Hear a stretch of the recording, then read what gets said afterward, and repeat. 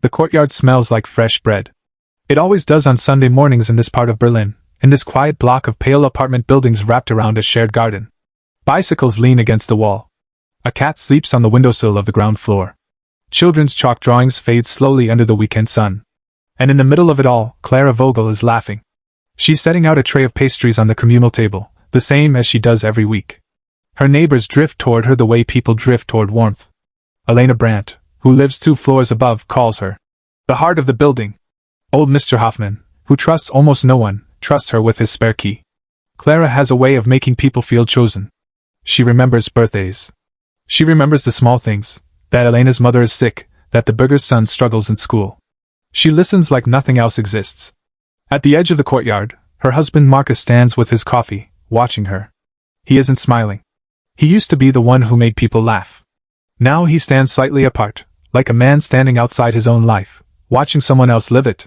When Clara turns and catches his eye, her smile doesn't change. But something underneath it does, a flicker, gone before anyone else could see it. A silent instruction. Not here. Not now. Marcus looks away first. Inside the apartment, the warmth disappears the moment the door closes. "You embarrass me," Clara says, not loudly. She never raises her voice. That's not how she works. Standing over there like that. Like something's wrong with you. I didn't say anything. You didn't have to. She's already moving past him, already pouring water for his evening pills, the ones the doctor prescribed for his blood pressure. Her hands are steady. Her voice is soft. "I just worry, Marcus. Everyone can see how tired you look lately. People are starting to ask questions." He takes the glass because it's easier than not taking it. That's how it always goes. It has gone this way for 2 years. Small corrections, small worries voiced on his behalf, small decisions quietly made for him. His friends stopped calling because she mentioned, gently, that they were a bad influence during a hard time. His mother stopped visiting because Clara mentioned, gently, that the visits upset him. Nobody forced anything. That was never how it worked. He just woke up one day and realized the walls of his life had moved in around him, one polite inch at a time, and he couldn't remember agreeing to any of it. Elena notices the bruise first. It's small, on Marcus's forearm, mostly hidden by his sleeve, but she catches it while he's carrying groceries up from the courtyard, his sleeve riding up as he shifts the bag. "What happened there?" Marcus glances down like he's surprised to see it too. "Fell. In the garage. It's nothing." Elena has known Clara for 4 years. She has eaten at their table more times than she can count. She has no reason to doubt him. Except that his eyes don't meet hers when he says it. She lets it go. People fall. People bruise. It would be strange, even paranoid, to think anything else about the couple everyone in the building calls the kindest people they know. That night, from her kitchen window, Elena watches Clara's silhouette move behind the curtains of the apartment across the courtyard, steady, unhurried, pacing like someone working through a plan. She doesn't know why the sight unsettles her. She just knows that it does. Downstairs, Marcus sits on the edge of the bed, rolling his sleeve back down over the bruise, trying to remember exactly how it happened. He knows he was in the garage. He knows there was an argument before that, something about a dinner he'd agreed to without checking with her first, something small enough that it shouldn't have mattered to anyone. He remembers her hand closing around his arm. He doesn't remember, exactly, how the bruise got there after that. That not remembering has been happening more often lately. He tells himself it's stress. He tells himself a lot of things these days, mostly because the alternative is a thought he isn't ready to hold. The first crime doesn't involve Marcus at all. It involves Thomas Berger, 2 doors down, a quiet man who keeps to himself and has never been especially warm to anyone, including Clara. He's the only person in the building who has never fully trusted her charm, and he said as much, once, at a courtyard gathering, half joking. "Nobody's that nice for free." Clara smiled when he said it. She always smiles. 3 weeks later, money goes missing from the building's shared maintenance fund, the one Elena manages, the one Thomas has access to as a former treasurer. An anonymous note appears in the building's mailbox, folded neatly, suggesting people look closer at who benefits from UNC. Hecked access. Nobody sees Clara write it. Nobody sees her plant the receipt that later turns up in Thomas's recycling, timestamped the same week the money disappeared. She was, as always, simply present, bringing him a plate of food after his father's funeral, offering to help him organize his paperwork while he grieved. By the time the accusations start, Thomas is isolated, humiliated, moved out within 2 months. Clara brings soup to Elena that week and says quietly, sadly, "I always thought there was something not right about him." Elena believes her. Everyone believes her. At the next courtyard gathering, the subject comes up almost casually, over coffee, the way gossip does in buildings like this one. The beggar's old neighbor across the hall says she always found Thomas a little cold. Old Mr. Hoffman nods along, says he never trusted a man who kept his blinds shut all day.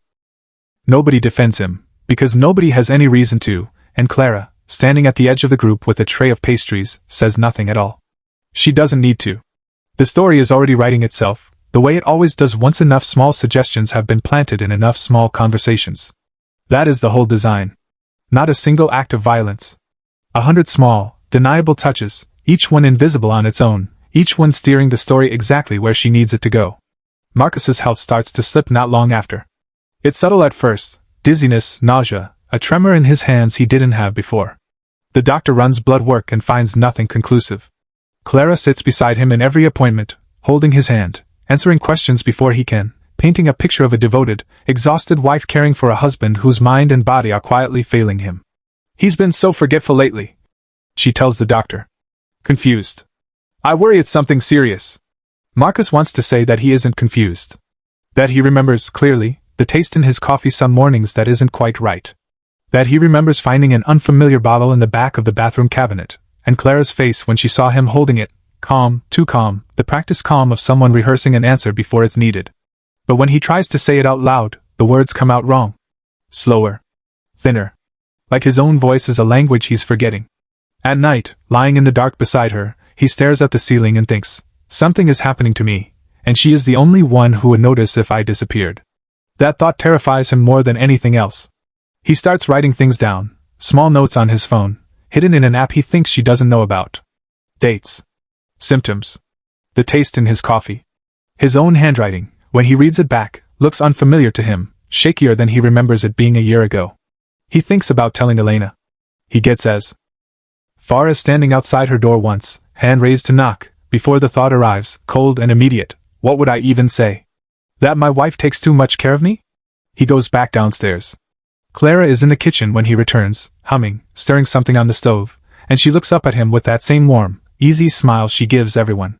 There you are, she says. I was starting to worry.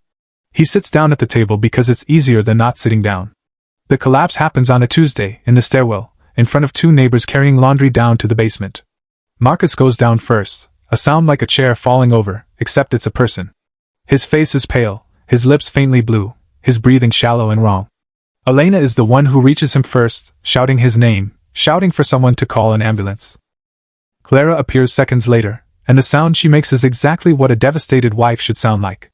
She kneels beside him, holds his head, says his name over and over in a voice cracking with fear. It is, Elena will think much later, a perfect performance. At the hospital, while Marcus is wheeled away into emergency care, Clara stands very still in the waiting room, hands folded, face composed into careful, photogenic grief, the kind other people instinctively want to comfort. A young nurse touches her shoulder. He's stable. They're running tests. Clara nods, exhales, and for just a moment no one is quite watching closely enough to notice, her eyes are not full of fear at all. They are doing arithmetic. Toxicology takes 4 days. Detective Jonas Weber is the one who receives the call from the hospital lab, the one who reads the report twice before picking up the phone. Elevated levels of a substance no doctor had prescribed. Traces going back weeks, maybe longer, based on hair sample analysis. Slow, deliberate, patient poisoning, not enough at any one time to kill quickly, just enough to make a healthy man collapse into what looked, to everyone, like unexplained illness. Weber has worked cases like this before. He knows the shape of them. They rarely look like crime scenes. They look like marriages. He starts where every investigation like this starts, the neighborhood. And every single person he interviews says some version of the same thing. Clara is the kindest woman I've ever met. She brings food to everyone. She never says a bad word about anybody. Are you sure you have the right person? Weber writes it all down without expression. He has learned, over the years, that the people most universally loved are sometimes the ones who have spent the most energy making sure of it. Elena is the one who breaks the pattern. Sitting in her kitchen that night, replaying every small moment from the last 2 years, one memory keeps surfacing, sharper now than it felt at the time. The bruise on Marcus's arm. His eyes not meeting hers. Clara's silhouette pacing behind the curtain, unhurried, like she was working through a plan. Thomas Berger's ruined reputation, and how conveniently it served her. I always thought there was something not right about him. Elena finds the folded anonymous note she'd kept from the missing maintenance fund. She'd saved it in a drawer, unsure why, some instinct telling her it mattered. She compares the handwriting against a birthday card Clara once wrote her. The match isn't perfect, but it's close enough to make her hands go cold. She calls Detective Weber the next morning. The interview room is small, gray, and lit too brightly, the kind of room built to strip warmth out of everything inside it, including people. Clara sits across from Weber with her hands folded, posture straight, expression carefully arranged into patient concern. Even here, she is performing. Even here, she is charming. "I don't understand why I'm here," she says. "My husband is in the hospital. I should be with him." "Your husband," Weber says, sliding a folder across the table, "has trace amounts of a substance in his system that's been building for weeks. Long before this collapse. I don't know anything about that. You do his cooking, his medication, his schedule. Because I love him." Her voice doesn't waver. Not even slightly. "Is that suspicious now? Taking care of your own husband?" Weber watches her carefully. This is the moment he knows, where most people crack, where the mask slips even a little, some flicker of panic breaking through the surface. Clara doesn't crack. She tilts her head, almost sympathetic, as if she pities him for wasting his time. "Everyone in that building will tell you who I am," she says softly. "Ask any of them." "I did," Weber says. "That's what worries me." The final piece comes from Marcus himself. He wakes in the hospital 3 days later, weak, his voice a whisper, but present enough to remember, in fragments at first, then more clearly. The bottle in the cabinet. The taste in his coffee. The years of small, deniable cruelties dressed up as concern. The way his own reality had been rewritten around him so gradually that he never noticed the walls closing in until there was no room left to stand. He tells Weber everything he can remember. It isn't dramatic. It isn't a single, damning confession. It's dozens of small, ordinary details, the kind that, on their own, mean nothing, and together, mean everything.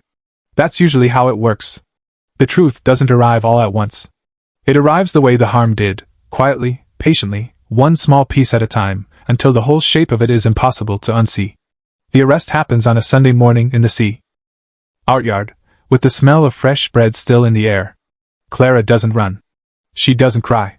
She stands very still as the officers approach, and for the neighbors watching from their windows, the same neighbors who once called her the heart of the building, the moment feels almost impossible to process. Elena watches from her balcony, arms crossed, saying nothing. Around the courtyard, doors open one by one. Old Mr. Hoffman stands in his doorway in his slippers, gripping the frame like it might steady him. The burgher's old neighbor from across the hall covers her mouth with both hands. Someone's phone is already out, recording, the way phones always are now, turning a private collapse into something the whole street will watch by evening. Later, when journalists come asking questions, the same neighbors who once vouched for her without hesitation will struggle to explain why they never saw it. "She brought us food," one of them will say, almost apologetically, as if kindness and cruelty had never once, in the history of people, existed in the same hands. As the officers lead her toward the car, Clara turns back once, and for a fraction of a second, she looks directly at the courtyard, at the pastry table she filled every Sunday, at the life she built out of other people's trust. Then she smiles. It's the same smile she always wore. Warm. Practiced. Perfectly calibrated. Except now, everyone finally sees it for what it always was. Weeks later, in a quiet moment during her testimony, the prosecutor plays back an old voicemail Clara had once left for Marcus, recovered from his phone. Her voice fills the courtroom, soft and affectionate, from a version of her life before any of this became visible. "You worry too much, Liebling. I've got everything handled." At the time, it had sounded like comfort.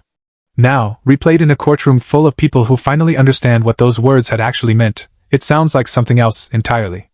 A warning nobody had known how to hear.